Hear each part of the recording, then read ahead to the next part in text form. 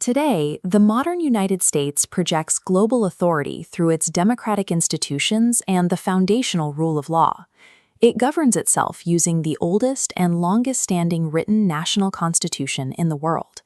But the history of this land begins tens of thousands of years before 1776, with complex, continuous indigenous societies.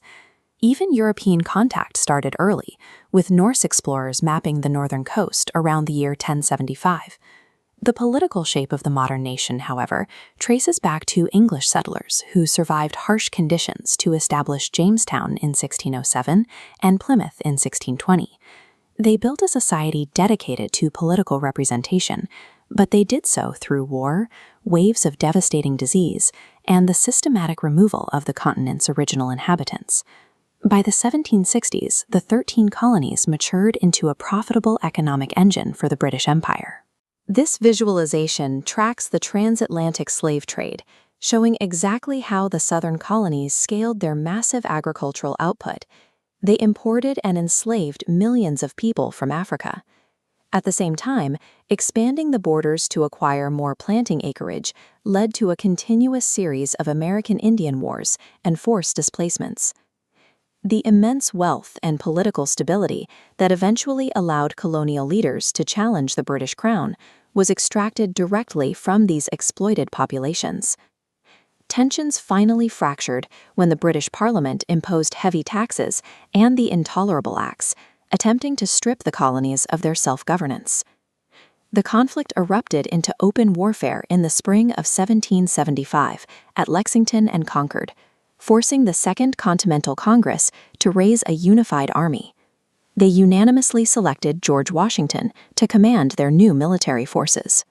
A year later, on July 4, 1776, Congress formalized its separation, declaring that all citizens possessed specific, inalienable rights.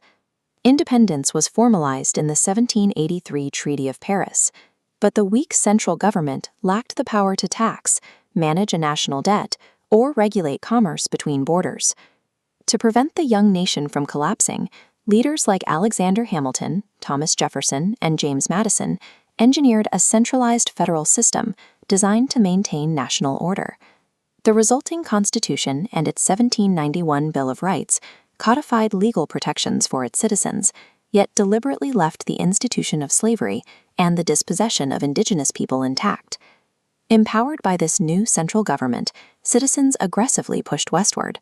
This was driven by manifest destiny, the belief that the United States had a divine mandate to colonize the entire continent.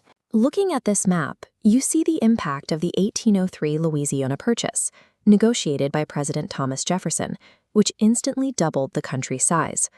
Drawn by inexpensive land, settlers poured into these territories, triggering a violent and continuous project of settler colonialism. President James K. Polk pushed the borders even further. He annexed Texas, declared war on Mexico, and claimed the vast American Southwest in 1848.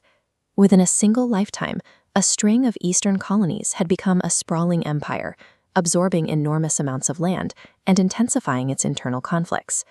The country now claimed nearly 4 million square miles of the North American continent, but administering this massive geographic expansion forced a severe political crisis.